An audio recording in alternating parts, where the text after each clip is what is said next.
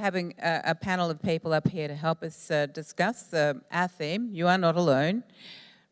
Lead us in discussion on why people with dementia and their carers experience isolation after a diagnosis. Answer any questions you have. You all had the number. So would you please welcome back to the stage Dr. Ron Peterson, Catherine Quinnell, Timothy Peach, and a special welcome to Kate Swafford. But I have to tell you something about her. 1 minute while I turn the page. Kate is the Chair, CEO and co-founder of Dementia Alliance International, a member of the World Dementia Council, board member of Alzheimer's Disease International and of the Alzheimer's Australia Dementia Advisory Committee. She was, in fact, the first person that Alzheimer's Australia gave a job to who had dementia, and we were very proud of her. She is an international fellow at the Canterbury Christchurch University, an honorary associate fellow of Wollongong, a current PhD candidate, and has completed a Master of Science in Dementia Care in 2014. She's a humanitarian, an advocate, an activist for people with dementia, an author and a poet, an international speaker. She's also living beyond a diagnosis of younger onset dementia. This year she released her book, What the Hell Happened to My Brain? Living Beyond Dementia. Please welcome our panel.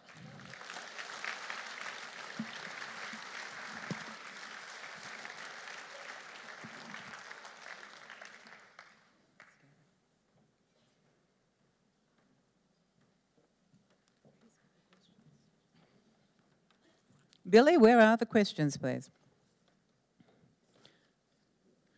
I'll start off while we wait for the questions to come up. Ron, we've talked a lot about diagnosis and timely diagnosis. I mean, just how difficult is it for a doctor to give someone a diagnosis?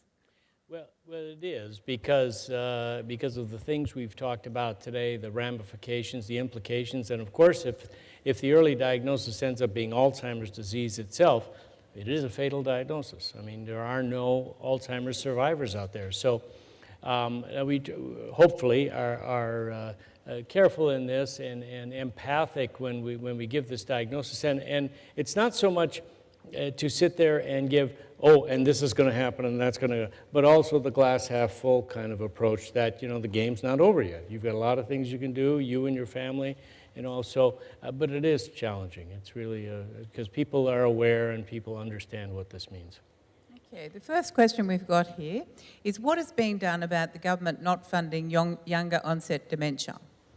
Well, Catherine, I might leave it with you there. Yet, well, I could add my thoughts, but I mean, you're here. And you can help, Ita. Alzheimer's Australia is strongly advocating and working with the Commonwealth Government regarding this issue. And it is an Australian-wide issue around younger onset dementia. So that's people that are diagnosed with dementia under the age of 65. So ITA will be doing a lot more advocating, I'm thinking, over the next 12 months. And you have been, haven't you? Last year you were strongly advocating, and for many years. ITA was president of Alzheimer's Australia a few years ago and strongly advocated with the Commonwealth Government for funding for younger onset. And that's when we had some programs up and running, and we did get some funding. And we're concerned about the lack of facilities for people with younger onset dementia. That's the really big challenging thing, because aged care facilities are not the correct place, in my view, and I think we all agree with that. And I think people don't understand that a person with younger onset is not a frail elderly person. They're usually a strong, healthy person.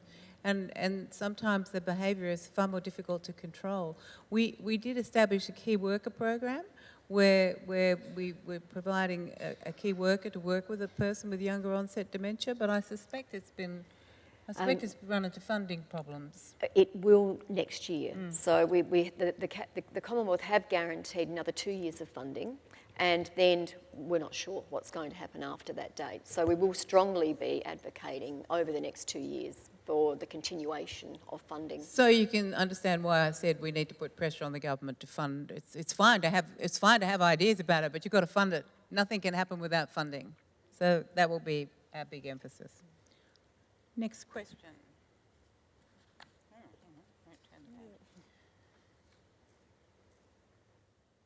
Again, this is an Australian question. When is the NDIS rolling out for over 65s? So at this stage they're saying between 2017 and 2018, And that's why they've agreed for the funding for the younger onset key worker model to continue until then. Maybe for Ron. Is brain shrinkage on a CT scan a precursor to dementia?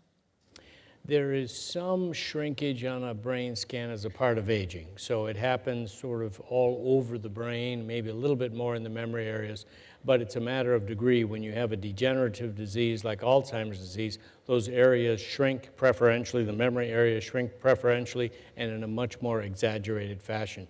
So we've been able to do studies now over periods of time where we've actually measured it on serial scans, and you can see it accelerates in Alzheimer's disease, but again, some of that is part of aging. Where would a community group start to become more useful to the Alzheimer's cause? I think I might ask all of you. You're all involved in this. What do you think, Tim? Community groups. Yeah, if we're talking about dementia friendly for Australia, and you think about a community, where do you think you'd suggest starting? Well, I suppose they're informal as well as formal groups. Can I just say that perhaps from an informal point of view, right from the beginning, Anne and I have decided that we would speak wherever possible about the fact that she had dementia as partly in an attempt to break down the stigma about it. Can I just say that it was by a sheer, in a sense, a coincidence that we're even here today, and it's because of Tony Newman, the chairman of the board of Alzheimer's Australia, South Australia, who came to drinks at the work where I worked. His partner works there as well too, and over drinks, a whole lot of people in a room, we decided to, I knew that Tony was chairman of the board here, and we started to talk about dementia and the fact that Anne had been diagnosed. And it was only that connection really that means that we're really here today, because Tony, the next thing, Anne was talking at a dinner at Parliament House and various things. But talking about these informal groups, one of the things that we then did was this set us on the path of talking to, or particularly Anne, it's not me, it's Anne, talking to lots of different groups. One of the things is we got a dinner party together, or a group of our friends, 16 people, about 16 people, and Anne talked about dementia to them.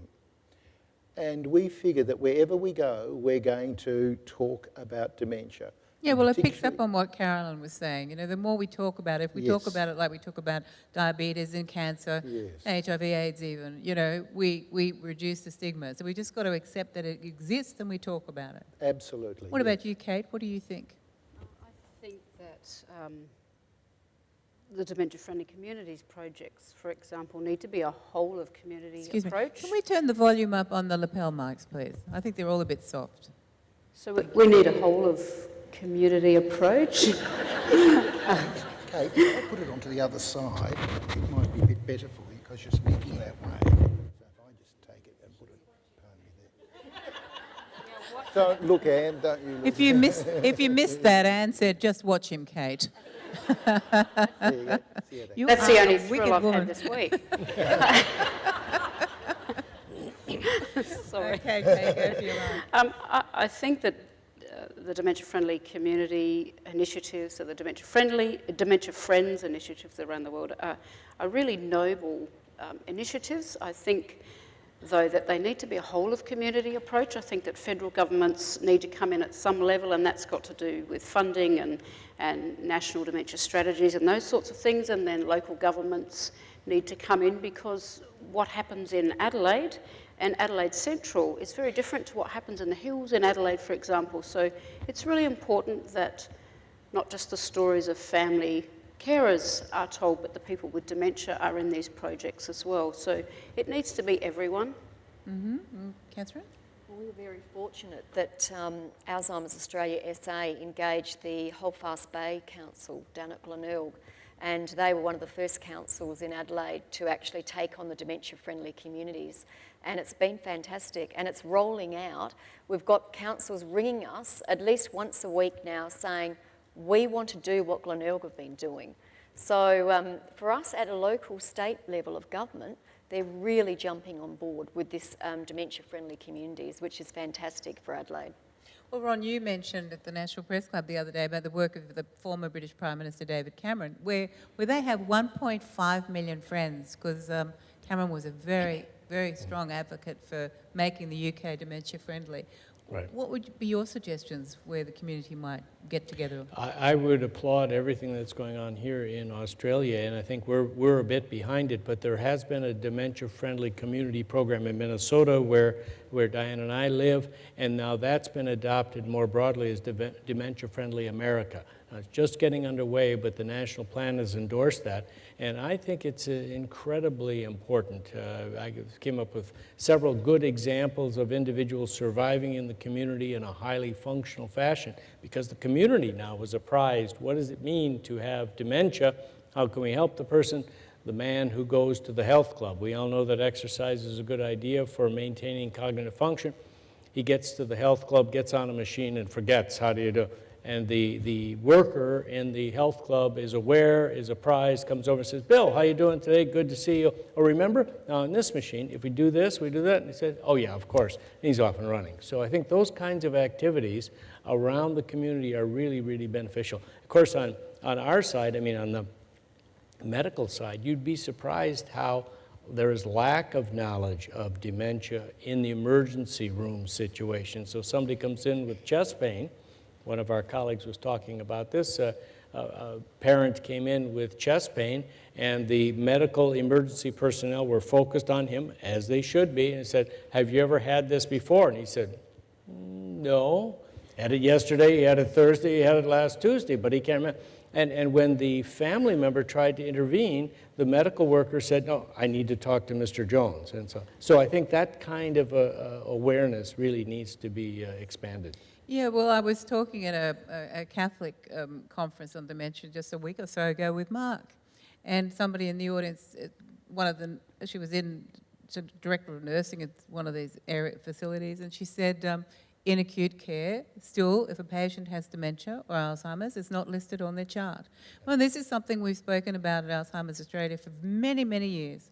Yeah, every other health condition is listed, but dementia and Alzheimer's gets overlooked. Right. It's really not satisfactory. And it's also an issue as to why it's underreported as a contributor to death. I'm surprised, actually, that it's second leading cause of death here. It's the sixth in the States, but we feel it's grossly underreported. You know, people die of heart disease, pneumonia, all that, but underneath that was Alzheimer's disease. Yeah. Ita, can I just mention that there are exceptions to that? For instance, this is the knowledge that primary health caregivers have about dementia.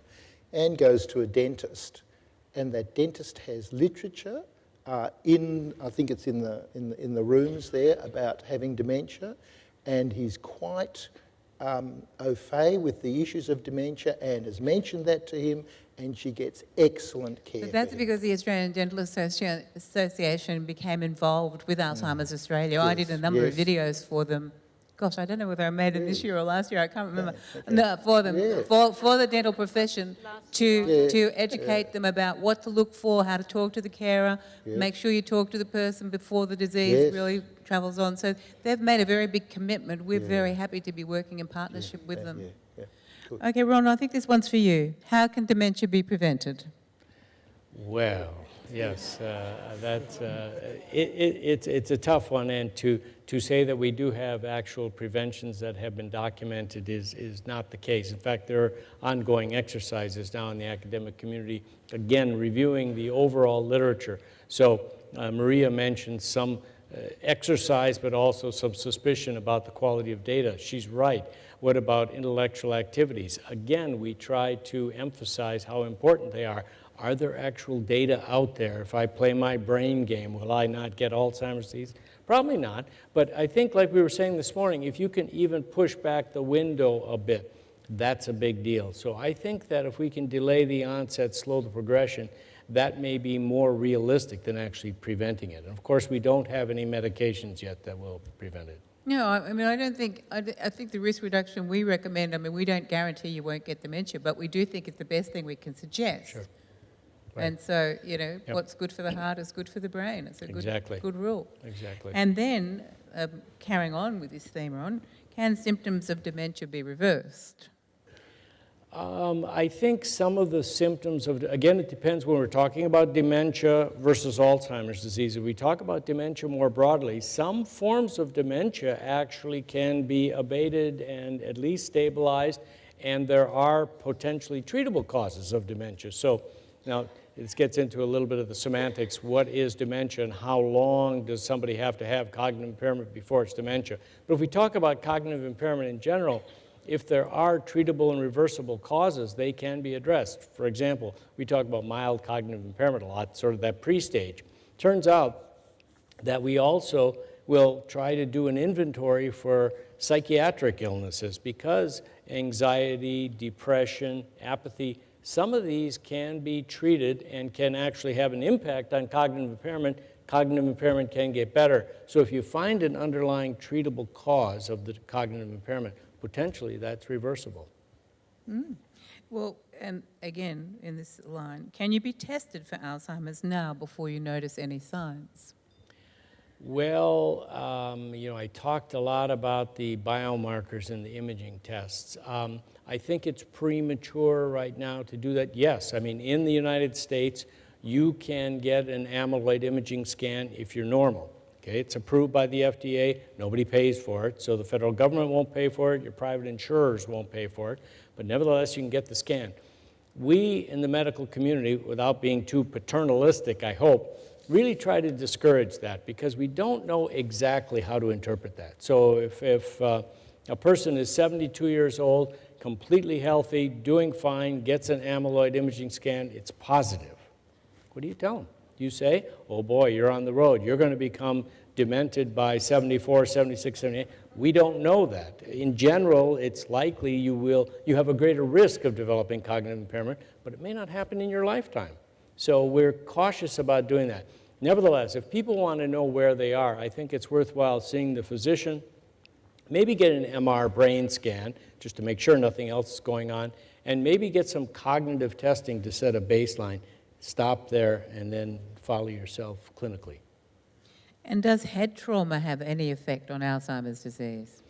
Yes. Now, head trauma can cause something that's called CTE, or chronic traumatic encephalopathy. Now, that's technically not Alzheimer's disease, but that tau protein I talked about this morning that causes the tangles, people with chronic traumatic encephalopathy do develop tangles in the brain as a result of the head injury. That does cause neuronal damage, nerve cell damage in the brain, so people may have less cognitive reserve, may be more prone to developing dementia. It's another thing to say whether it causes Alzheimer's disease. That is, does it cause the amyloid protein in the brain and the tau protein in the brain that we see in Alzheimer's disease? That's a little more controversial. Nevertheless, head injury is not good for your brain. No, well, I think we saw that with Muhammad Ali, didn't we? Right. Right? Yeah. And numerous, unfortunately, many football players, American football players in the National Football League, who are now in their 50s and 60s, are becoming cognitively impaired. Hockey players, ice hockey players in the United States, again, a rather violent game, and certainly with boxers. I mean, there's no question. I mean, Well, you were saying to me the other night that you and your wife were a bit shocked that our football players didn't wear helmets, some sort of safety helmet. Yes, I mean, I think that there's a inappropriate joke that I won't tell about, well, I will a little bit, okay. It's in the afternoon. There's something, okay. So in hockey, ice hockey, okay, the National Hockey League mandated that the men playing ice hockey wore a protective piece of armor lower in their body for reasons that we can understand. And that was in the late 1800s. But it wasn't until the mid to late 1900s, that they required the helmet. So then they began to realize that the brain is also important. I apologize for that. Now we've spoken about diagnosis today, timely diagnosis. So how important is a diagnosis in regards to the care available? I mean, what kind of a diagnosis do you need, I suppose this question is saying, in order to get some sort of care and advice? Well, I think we advocate for an early diagnosis. One, to make sure we understand what's causing it, because as we've just said, some of the causes are in fact treatable. So make sure that you're not assuming just because somebody's in the age range and is having cognitive difficulties that it might not be due to a side effect of their medicine they take for their heart or their diabetes, which can be managed. So I think to make sure we understand as much as we can what's causing the cognitive problem. But then knowing what to do from here. Again, life's not over. Now you just organize your activities. You and your family can address it. How do you spend your time going forward? Yes, you should be some things like financial planning and end-of-life decisions. We should be doing those anyway, but I think they might be more dramatic when you get that diagnosis. But also what we haven't talked about very much today that I think probably goes on in Australia like it does elsewhere in the world is one of the biggest impediments to developing effective therapies for, say, Alzheimer's disease is the lack of participation of people in clinical trials. People just don't think about it. And even the medical community doesn't think about it. So physicians may think that somebody has, say, mild cognitive impairment. Well, we don't have a real treatment for that. Try a little bit of this Alzheimer's medicine. It may or may not work. And they stop there rather than saying, you know, there are clinical trials out there where we're looking at these new medications that may, in fact, have an effect on this disease. And that's what we're going to do, especially for future generations. So I think early diagnosis is important to try to see if somebody might be eligible for a clinical trial. Yeah, the trials are really important. I lost a brother to cancer, and he was on a couple of world first drug treatments to Right. see, and they worked for a bit, Okay. and he got a bit more life. He got his life was extended a bit. So it really is worth asking. You need to Exactly. ask, don't you? I what were you think going so. to say, Kate? I think that people with dementia are very keen to become participants in both non-pharma and pharma trials. We're very keen to be involved because it gives you some sense of maybe your dementia's worthwhile. If I even said to a researcher in Sydney that if I got to late stage dementia, I'd be quite happy for them to drill my skull and take out some live tissue. They'd be horrified at that, but I've worked in a dementia secure unit. I probably wouldn't even know it was happening. So people are actually really wanting to be part of trials, and I know the UK's got joint dementia research. I think you've got some similar thing happening in America. I would really love Australia to have something like that set up, that we could put our hands up for, we'd get assessed, and then we'd go onto a database where researchers can contact us. Good idea. Now look, Stephanie, are you still here? Stephanie, the girl that left your phone. Ah, there you are. You left your phone at home because you didn't want to disturb the conference. Ron, Stephanie's been working outside of Australia for a number of years, and she's got all this evidence and information about alkaline water. What effect does that have on the brain? So nutritional supplementation, but one that's in the powdered form. And nutritional supplementation, but one that's in powdered form. I think that's a question for Catherine. We're having a bit of buck passing here. Ron's passed the question to Catherine. That's more of a research question, I would have thought, Ron. No, to be honest, I don't know about alkaline water, to tell you the truth, whether it's a risk factor or what's going on. I know what it does to your pipes, but I'm not sure with regard to the brain. But you bring up another topic of nutraceuticals and medical foods and things like that. I don't know, is that a big issue here in Australia, where there's a huge market in America of these little this nutraceutical, you take this and it's going to shave 10 years off your memory and aging and things of that nature. And in America, there's two sets of regulations. There's the Food and Drug Administration for medications for diseases, and they are tightly regulated. On the other hand, if a claim is made about some health concern but not a disease, you can put that on the market. So you can put whatever kind of vitamin or combination of vitamins you want, make these claims, and the Federal Trade Commission then is charged with looking at them after they're on the market, bringing a charge against them, pulling them off the market if they can. But it's a huge, huge industry in the United States. But I must say, Alkaline water, I'm not knowledgeable. And I follow a lot of research also. Every week I'm looking at research, and I actually haven't seen anything about alkaline water at all. Fantastic. That would be PDF good. is on its way, That Catherine. would be good. Thank you. Okay, well, so one of the most important issues of Dementia Awareness Month, how do we reduce the stigma? We've all touched on it a bit today, but I thought, this is a question here from somebody in the audience, I thought I might ask you all, your views. You said, Tim, that you talk about it. Yes, how one actually reduces the stigma, I don't know. I think there's a certain generational thing here. My mother, as it happened, also had Lewy body dementia, and Anne cared for her wonderfully. And my mother said, when she knew that she had it, "Don't you ever use the D word."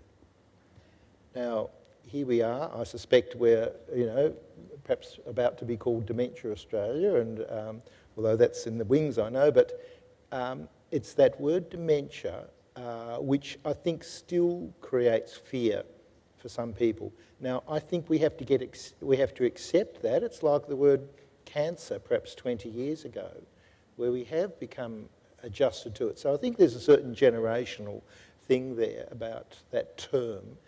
And certainly, I know, you were talking, Ron, about being demented, I think, or was it one of the other speakers speaking about that awful expression. Sufferer is another one. Sufferer, demented. Sufferer, demented, all yeah. those things, yes, exactly, yes. Look, perhaps I'll hand over to Kate to answer. What do you reckon, Kate? What would you like to see? I think part of the stigma comes from a lot of misinformation about dementia and a lot of the myths. So it's not Alzheimer's or dementia. Alzheimer's is one of the dementias. And when I first started nursing and then worked in, ironically, the first dedicated dementia unit in Adelaide, and they were patients back then, our patients were diagnosed late in the disease. So what we could expect of them as far as functional capacity was a lot less than we can expect from someone diagnosed much earlier in the disease. So we're diagnosing in a much more timely fashion, or we're working towards that, but we're still treating people post-diagnosis as if we're late stage, and the community still thinks dementia equals dribbling down your shirt, doing something inappropriate, not being able to understand. And it's not like that in the early stages. I keep hearing that, but I'm not sure I agree. Now, I'll tell you why I think I don't agree, and I accept there is stigma. If, as we now say, dementia impacts on 7 out of 10 Australians, that means that a lot of Australians know something about dementia. I think there is an awareness about dementia. I think what we don't have is how we talk about it. I think it comes back to that. But I don't think Australians do think it's dribbling. I think there's an underestimation of our capacity still, even by our carers who love us. There's this huge underestimation of our ability still. What about you, Ron? There's an interesting observation that I've made out of your counterparts in America, the Alzheimer's Association, because as Tim was saying, 20 years ago, 25 years ago, you didn't talk about the C word. If you're going to make the diagnosis of cancer, take them out of the room, tell the family, because we don't talk about the C word. Well, the A word sort of has acquired that a bit. And yet now breast cancer is a very appropriately concerning but a popular topic, such that, October, I think, it's Breast Cancer Month or Breast Cancer Month, so that in the US, or maybe worldwide, the airlines, Delta Airlines, which I fly a lot, the flight attendants will be dressed in pink. The football players on the field wearing pink, whatever, piece of equipment, and not that. Where are your minds? This is really...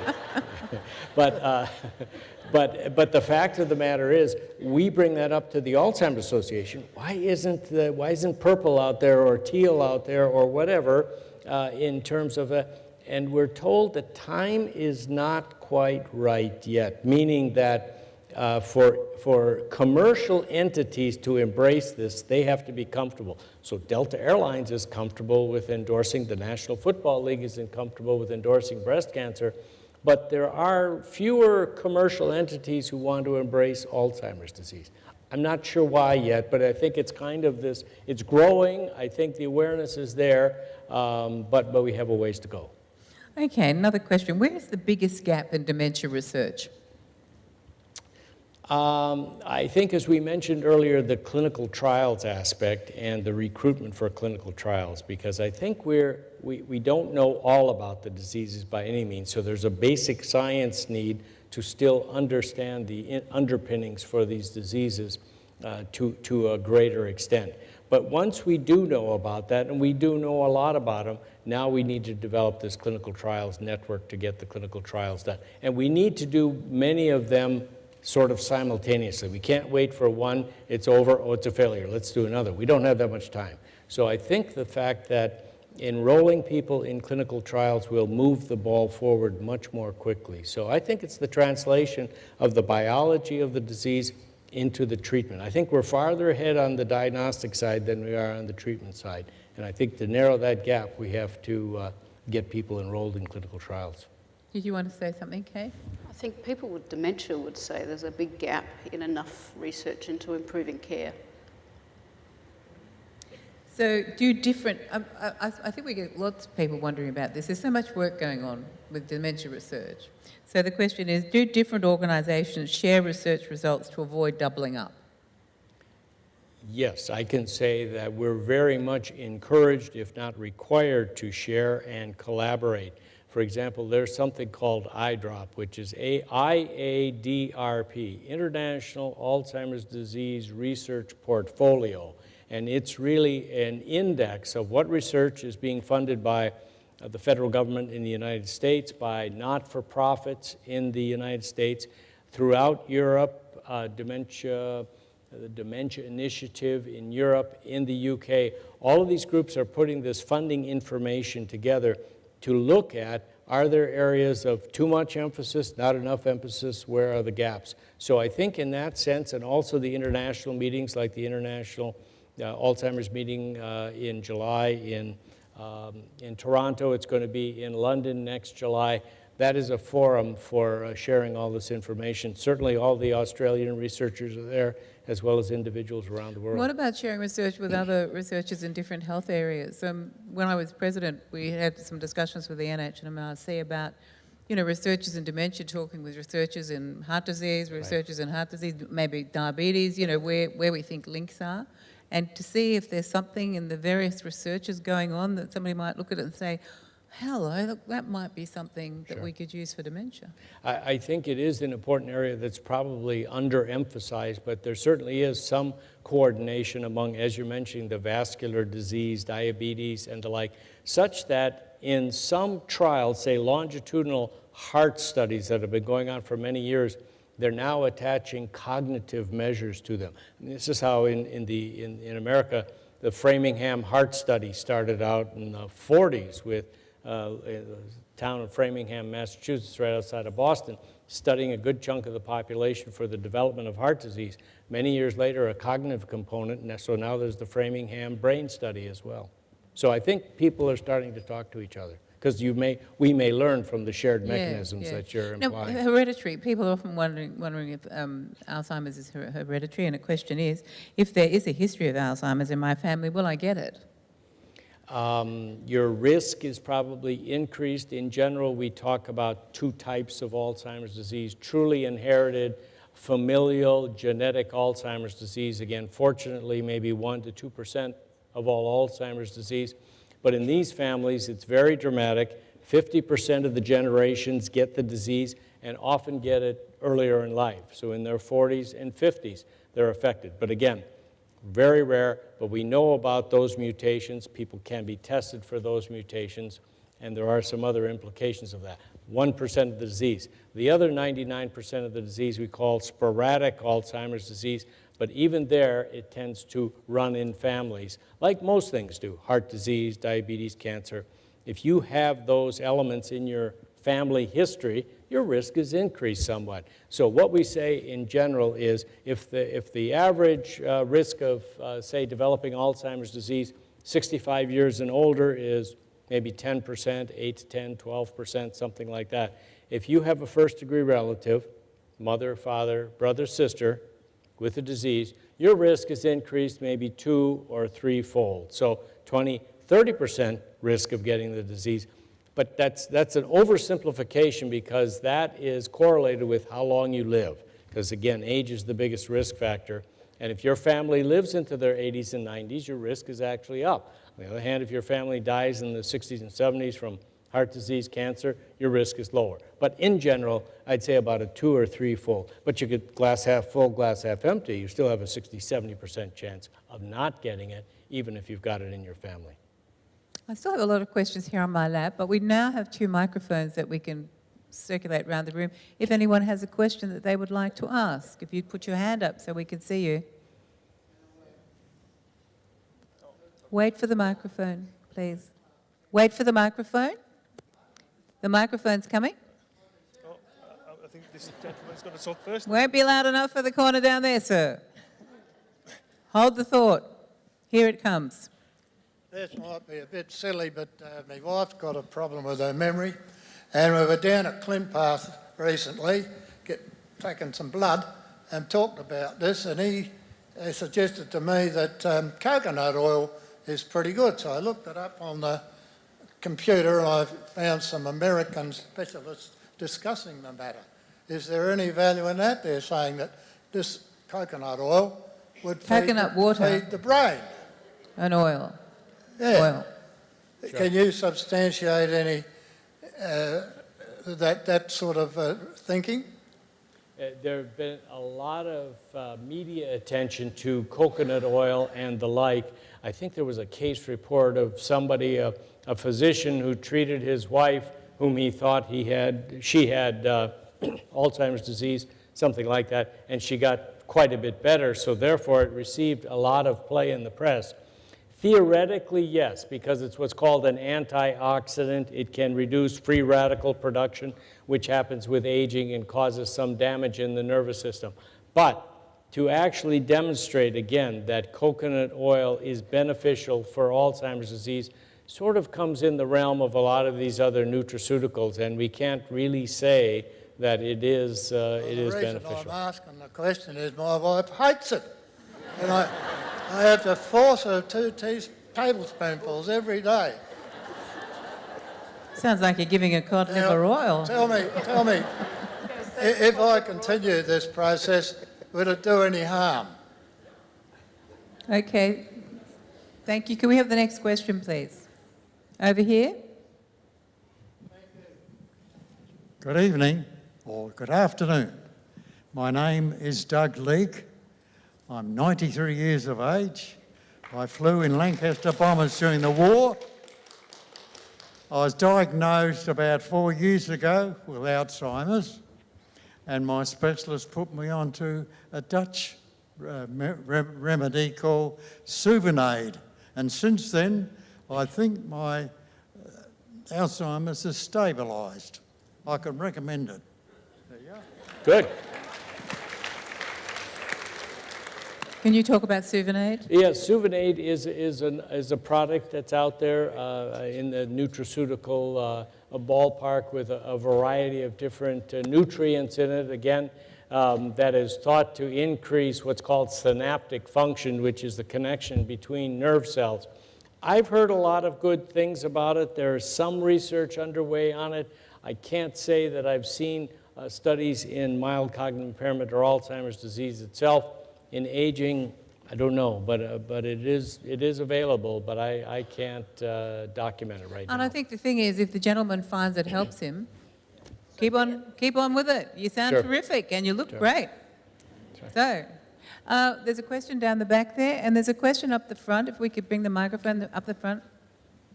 Hello, I'm Mary. I'm a registered nurse in palliative care.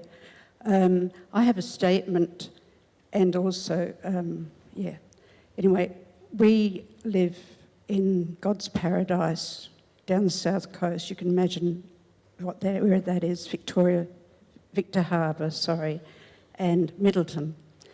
And in 2015, our local pharmacy assistant got the Australian Award for the best pharmacy assistant, and her thesis was on dementia. That was a statement. Thank you very much for making But it. also, I'd like to say, you are not alone. I find it very, very frustrating in aged care units where someone hasn't had any visitors for ages and ages, and these people are dying alone. I noticed that the government has got on their wish list to educate us more on palliative care and the end of life.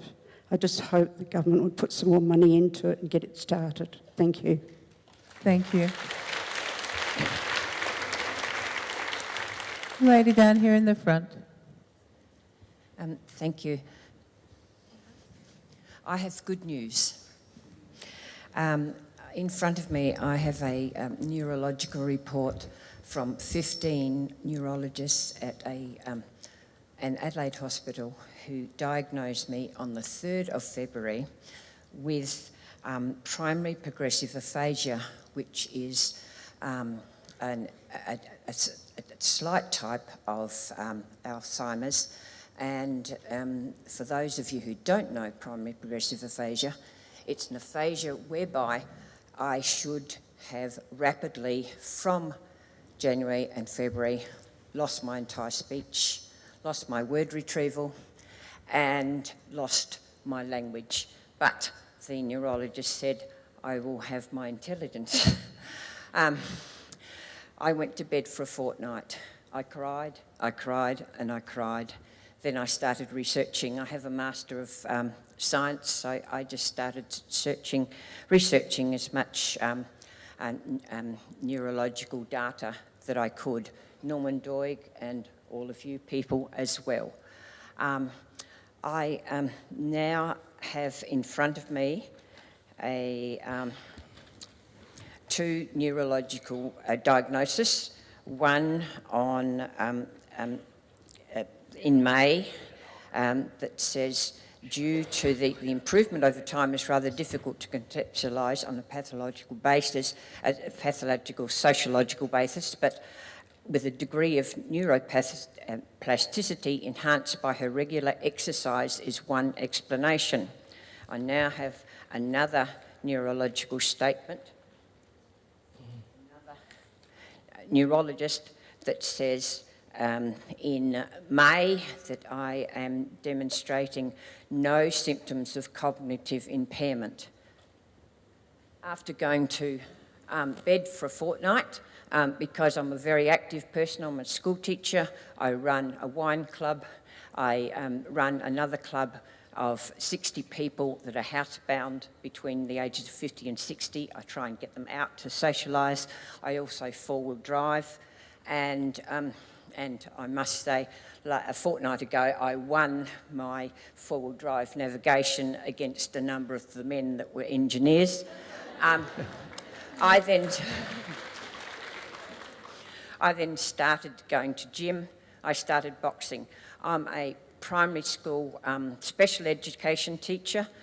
What I used to do with the young lads of 15 and 16 that were sent to me that couldn't read at that stage, that came from a medium to high socio-economic group, I used to, first of all, dose them up with fish oil. Next, I used to get them to play a game whereby we did every single exercise cross-lateral, anything diagonal. I've now taken up boxing every day, 5 days a week. I sweat for half an hour doing all diagonal boxing. Well, just be sure to protect your head. I need to say that the boxing is not with another person. The boxing is into a very long rubber shield. We punch straight into it, and I've never hit anybody ever. And I've been boxing now for 9 months. Every day. And so boxing I would equate to the rest of you to anything with a diagonal exercise to get the left-right neurons connected between the left-right hemispheres, and that also helps those people that were unable to read after having minor operations. And also I'd equate that to dancing, table tennis, swimming, anything at all that is half an hour sweaty exercise 5 days a We'll week. see you out on the Oval after we're finished. Thanks very much. We wish you well.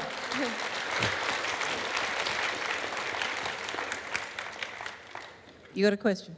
Hi, my husband is 5 years into early onset and was also diagnosed with familial Alzheimer's. He has a frontal lobal score of 8 out of 18. What can I expect for the future, especially behavioural, with this score? So, as I understand, you say he's been diagnosed with a form of frontotemporal dementia? Yes. Familial, yes. Yep.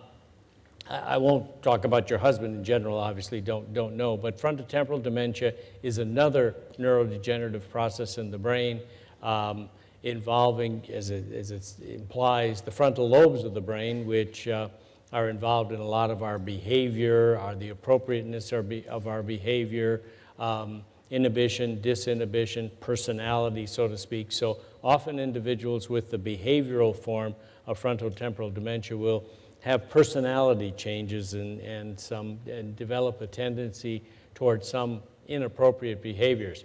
Other forms of frontotemporal dementia involve language. So primary progressive aphasia, so-called PPA, language disorders, trouble communicating, things of that nature. So these are thought to be caused by a different protein, or actually the tau protein is actually involved, maybe a different form of the tau protein. But there are now starting to be some clinical trials for individuals with frontotemporal dementia. It's a question for you, actually, Ron. You brought up PPA and frontotemporal dementia. Lots of people who are diagnosed with dementia, they may not have been told it, but as they come away with it, their dementia is PPA or it's FTD. They're still theoretically, well, PPA is really a symptom of a type of aphasia, which is not in itself dementia, is that right? And FTD is, like dementia, an umbrella term for a group of... PPA is primary progressive aphasia, so it refers to, as you say, Kate, language disorders. There are different types of them, but as the language disorder progresses, other cognitive functions become involved, and then it actually crosses into the dementia range. Not Alzheimer's disease, but dementia range. Now, having said that, there's one form of primary progressive aphasia called logopenic aphasia, which is a little more posteriorly located in the brain rather than frontally, and it can be caused by Alzheimer's pathology. So, roughly 60% of people with that type of aphasia actually have an underpinning of Alzheimer's disease as the cause of it. The aphasia itself is not dementia, is it? It's a symptom, a syndrome. Yeah. Yes, it's a syndrome. It's a clinical syndrome. Thank right. you. And of course, if you want to find out more about younger onset dementia, you should go to our website, fightdementia.org.au, and ring that helpline, 1-800-100-500, where there are counsellors who can talk to you, and you'll find fact sheets about younger onset dementia that can probably help answer some of your questions. Alzheimer's Australia really has a great source of information. Thanks. And we also have our younger onset workers here in Adelaide. So we have 2 workers, and you could contact us in Adelaide and we can actually team you up with one of our staff. Yeah, they'll help you through some of the barriers, I suppose, one encounters when you're trying to seek help. On that question, somebody's asked, is there respite options available for people with younger onset dementia and their carer? There are many in South Australia, and I think that we are quite fortunate. There are some overnight respite facilities as well, which carers always say to us they're looking for that overnight respite. But with everything, we need to have more. And, we definitely do need a few more services of overnight respite services in Adelaide. And I think, Kate, you would agree with that, wouldn't you, with the respite? That it is really needed, because during the day, as Carolyn was saying, there's quite a few day centres where people can go, but it's the evenings where carers really want to take a break, and also not just for a night, but maybe for 5 nights. So, we need to continue to strongly advocate for more overnight respite. Some of the challenges with overnight respite is you have to take a 2-week overnight respite. Well, not everybody wants 2 weeks. You might just want a weekend or 3 or 4 days. So it's very difficult. But it is there. There is respite care available, and the key workers are very, very handy to have on your side. Could I just put a plug in there? Sorry, a bit of free advertising. Anne and I happen to be on a steering committee for ECH, which is one of the aged care providers here, and they have just opened an overnight respite centre at Seasiders at Henley Beach. I know Deb Temple is here. Maybe Deb might like to stand up, but certainly if you contacted ECH, they have a facility. What does EGH stand for? ECH, Elderly Citizens Homes, I believe. Elderly Citizens Homes. That'd make you romp in there, wouldn't it? Yeah. But you won't forget the name. Like that word elderly, do you? I don't mind older, but elderly. I think it's the power of advocacy is when we got the Younger Onset Dementia Key Worker Program, I remember talking to the key workers here, and their biggest challenge was finding any aged care provider willing to do anything for younger people. But through that program and through their constant advocacy now, a lot more providers are starting to engage with us about what we would want. Well, certainly overnight care is great. Thank you for that. Thank you for that very much. And Ron, the question everybody always wants to know, how close are we to finding a cure for Alzheimer's? Trouble with that question, of course, is that if I say 3 to 5 years, somebody will say, but you said that 3 to 5 years ago. And again, the word cure, I think, is perhaps, I know what we're all talking about, but I think if we translate that into an effective treatment that really affects the underlying biology of the disease, what's going on in the brain, I think there are some realistic expectations that one of these drug trials, now again that we can really see these proteins in the brain, we can attack them and hopefully remove. For example, there was one study reported just a couple of weeks ago, one of the major journals called Nature, and one of these antibodies against the amyloid protein.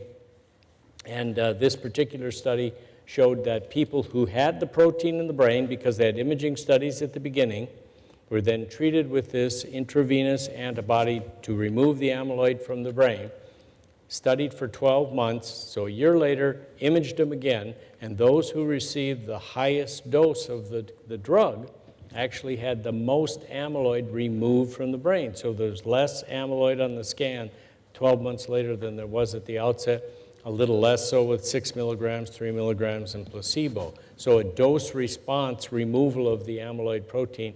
Behaviorally, stabilization, I wouldn't say improvement, but the people who got the highest dose again remained relatively stable. It was an early study, phase 1B, only 166 people in the study, but now that company has launched 2 global trials of 1,300 people each. So again, enrolling in these clinical trials is critically important to see if in fact that can be replicated on a broader basis. And there is some excitement out there, isn't there? Absolutely. Yeah, there is some excitement. Absolutely. And this question, which I think we must answer, is my husband has just been diagnosed with Alzheimer's. Where do I go to learn more? Well, same message, but go on, Catherine. Alzheimer's Australia, South Australia, we're here to help you. So please, our staff are outside. Please approach one of our staff and we can help you from diagnosis, as I said earlier, with our Nightingale nurses, and we have our Dementia Link workers as well. So there's plenty of help. Don't do it alone. We really are here to help you. That's the whole message of this month. You are not alone. There's lots of people here to help you, but especially Alzheimer's Australia. So please make use of us. That's our job. And this one, I know the answer to this one, but I'll put it out there because it's quite interesting. Are men more likely to get Alzheimer's? I know a lot of women who are carers. So women versus men. Well, I just think they're looking at something, but we know that it is women. It is. It affects women. There's the simplest explanation is that the biggest risk factor for Alzheimer's disease is age, and women live longer than men, so there are more women with the disease than men. That's true. That's true worldwide. But I think more recently people have been looking at the issue, is there something biologically driving that? hormonally driving that. There certainly have been studies with estrogen for and against. But there may also be an interaction between sex and genetic makeup. So we talked briefly this morning about one genetic characteristic, not the early onset dementia I was just speaking about a minute ago, but in late onset dementia, there's a protein called apolipoprotein E. It's a normal protein, everybody has it, it transports cholesterol and lipids around in the blood. Apolipoprotein E comes in 3 varieties, so-called E2, E3, and E4. And you inherit one type from mom and one from dad. So you get all combinations, 2, 2, 2, 3, 3, 4, 4, 4.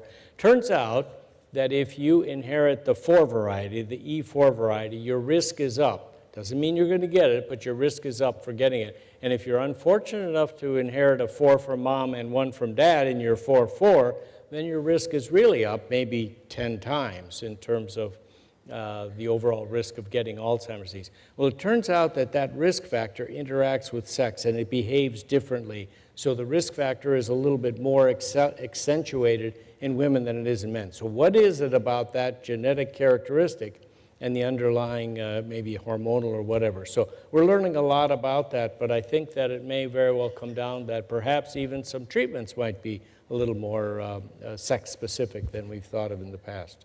All right. And Kate, this is for you. Kate, you are an inspiration. How have you authored 2 books? Amazing. Well, how have you? And you are amazing. I'm just a normal girl, Ita. Oh boy, no, if really. they were all like you, Kate, we'd have super women. Yeah. I started speaking about living with dementia accidentally. I'd written something for uni, and then someone from Claire Beard from Alzheimer's SA asked me to go and talk to a group of staff. I was so nervous about doing that. She read my article and then I answered questions. But I think why I started writing, Ita, was because I kept coming to events like this, listening to people without dementia, and no disrespect meant to everybody else who works with dementia or is an academic in dementia or is a clinical person or a family care partner. It wasn't my experience, and after a while I got a bit annoyed that I was being told by people without dementia how I felt and what was best for me. And so I started with a bit of encouragement from family and an old school friend. I started this blog, which became a really vibrant kind of communication channel between family members, and then ended up with academics and all sorts of people. I mean, it's got 50,000 people follow it now. And then a publisher in the UK contacted me on Twitter, the power of social media, love it or lump it. It worked for me to write a book, so then I wrote that book and then was approached to write the last book for an Australian audience, which I did with Lee Fay Lau. Your next book's due out any minute now, isn't it? Last week. Oh, it's out already? Yeah. Right. Yeah, so... And what's the next? And what's the 3rd book going to be? The 3rd book is actually in progress, and along the way of blogging, I kept, and reading on Dr. Google, we'll call him, the least likely place for help, actually, but I kept seeing these lists for how to manage my behaviours. I got a bit narky with that. So I came up with a list, ended up with a list of 20 things not to do or say to a person with dementia. And that's been used a lot around the world, but I was asked to develop that into well, why not? And what's the alternative? So that's the next book. Well, what's a couple of things somebody should never say to a person with dementia? Well, I think to start with, if you're not end-stage dementia, most people say, but you don't look like you have dementia. Well, when I had cancer, unless I had lost my hair, nobody said that to me. Nobody ever questioned my diagnosis of any other illness I've ever had, even though none of them showed in public. So people with dementia I used to find that insulting almost, and now I'm completely, it doesn't bother me at all. I usually say, if it's an academic or a clinical person, I say, well, feel free to come to my next neurologist appointment and insult your colleague. Feel free. And, you know, lots of people with dementia say, well, what are we supposed to look like? We're supposed to have horns, or, you know, what do you look like? What do you look like with diabetes? What do you look like with heart disease? You just look like you. And people with dementia, until we're progressed, and I've been a family carer for 3 people who've died of dementia, and as it progressed, it was quite obvious they had dementia, but they still looked like them. So I think that's probably, and then language is the other biggie for us.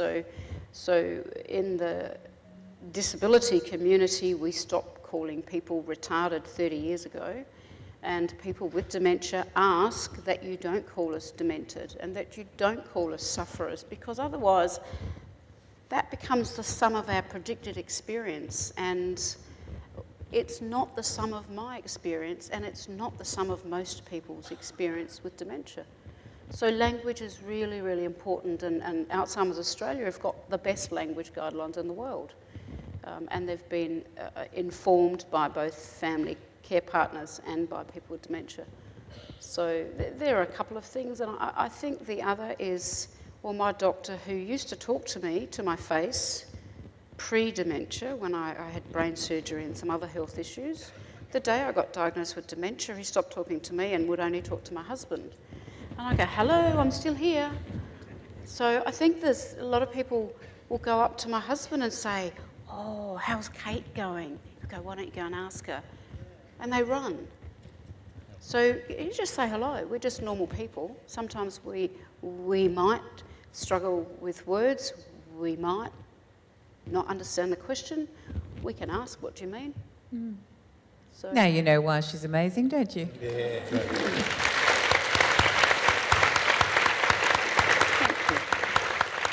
I think we're coming to the end of our time. Is there anybody in the room that's got a burning question? Yes. Oh, there's a few of you. Okay, we'll take a couple of quick questions before we wrap. Well, I've got the microphone, so I'll take it. All right, you've got the microphone, go. I wanted to pick up on a thread from earlier on. There was a question about gaps in research, and Kate said care, and I was really curious. I think that's what you said. I was really curious to hear what you meant by that.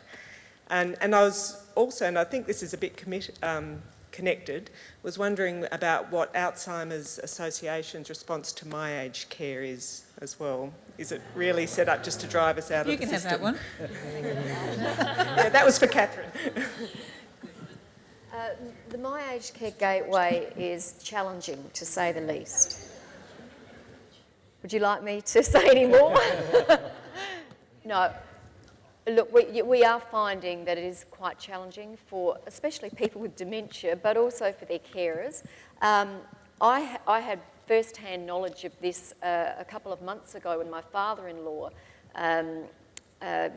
was diagnosed with dementia. So I got onto the My Aged Care Gateway myself. And 2 hours later, when I finally got to the end, I couldn't actually finish it off. So I rang them the next morning. And that was an interesting conversation in itself. So, oh, don't hesitate about sharing. so they said, well, look, we know there's lots of problems, but you know, we're trying to get them fixed. And in the conversation, Did you suggest they ask someone with dementia to help? Yes. Well, I did say that. I said, well, we could help.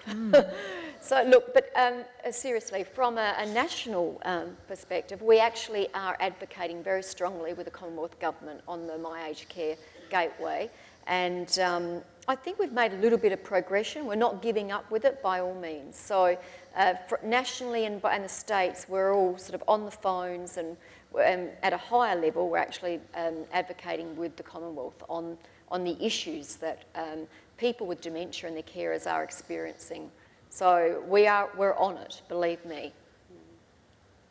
Down there? Yes. Hello. I've worked in aged care for a little while, and as a registered nurse, and I heard what Carolyn said about. I think her lovely husband went into respite occasionally, and well, I think we might sometimes have our it around the wrong way with regard to sending the people who are living with dementia, the one who has it, into respite, because we're taking them often out of their environment.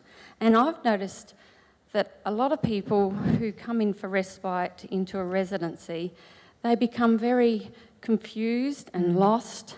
And I'm sorry to say that sometimes I think, and I don't want to frighten anyone because as a carer you need to have your time out, and sometimes they may go out and they have decreased in what they can do and they've become more dependent and they aren't doing the same things that they were doing and able to do when they actually went into respite. Well, that is one of the reasons people hesitate to go into respite Yes. care. That very thing, they don't want to disrupt Yes. the lifestyle of the person with it. So Yeah. sometimes we suggest Yeah. that you do it gently in steps. You know, you go with the person, you're there for a little bit so that they become familiar with it. Oh, yes, I agree with you there, but they can't, the people that they know aren't there all the time, and we're all strangers to a lot of those people. And I think that maybe, I mean, if we ever got a lot of funding, we could actually send people into their home to look after their loved one and maybe send that carer off to a lovely resort somewhere for 2 weeks. I mean, it's a reverse way of looking at it. And I'm sorry, some people who I've seen go into respite have never come out because there's been an accident, they've fallen, they've been so scared because they've gone into another person's room accidentally looking for something. And there's a lot of these little things that people perhaps don't appreciate about what happens unless you're actually at the coal front. So I can see Kate nodding a little bit there.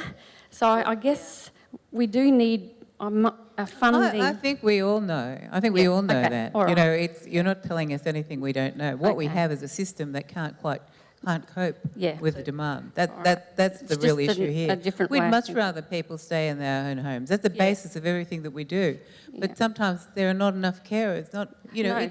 It comes back to better training for people in every aspect of Yes. caring for someone with dementia in the hospital system, in the care system. You know, we have a long way to go in delivering the sort of people with the skills that are required. But, you know, when my dad used to go into hospital, the nurses used to say to me, "Your father's been very difficult." And I would explain that he had dementia. "Oh, he wouldn't order his meal." I said, "Well, you know, his routine's been interrupted." Yeah, and I would tell him about all these things, you know, and then 3 or 4 months later, Dad would be in there again. I'd go through the same routine.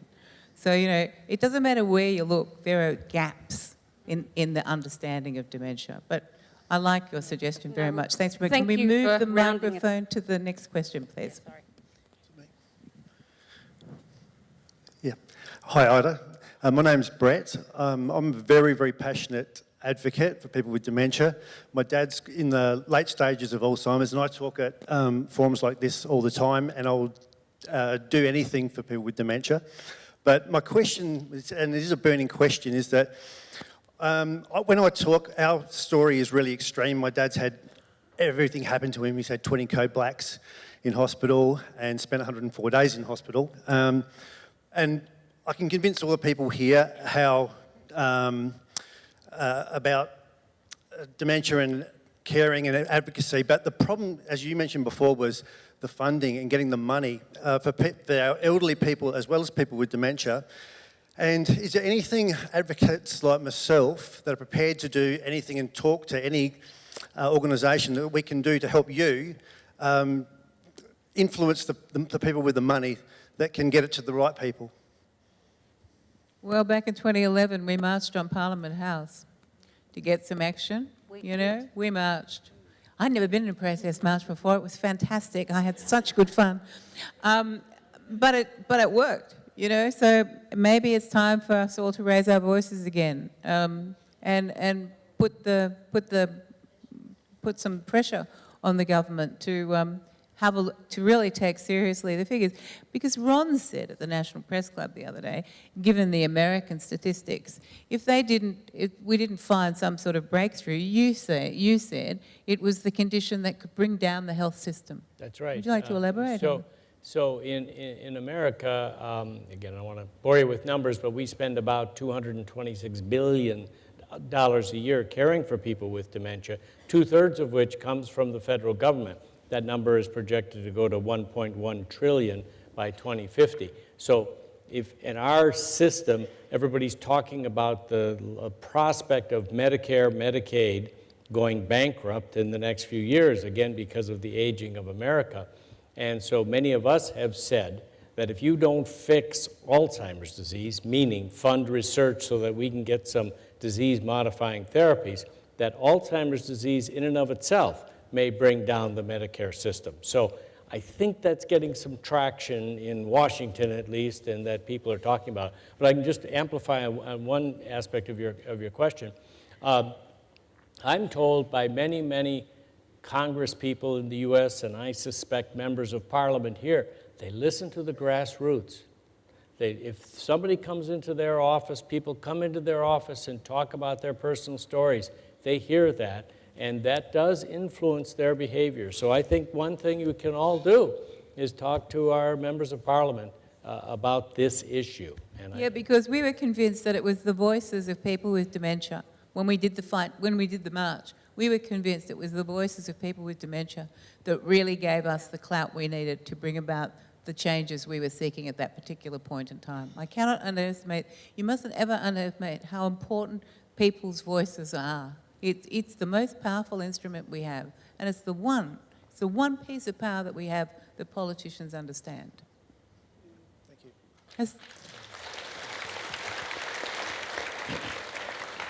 I think, unless you really want me to continue on, we should perhaps wrap this session. I think we've had a very informative session. I want to thank you all so much for your questions and your involvement, and especially our panel for their time and their expertise. Tim, Kate, Ron, Catherine. Thank you very much indeed.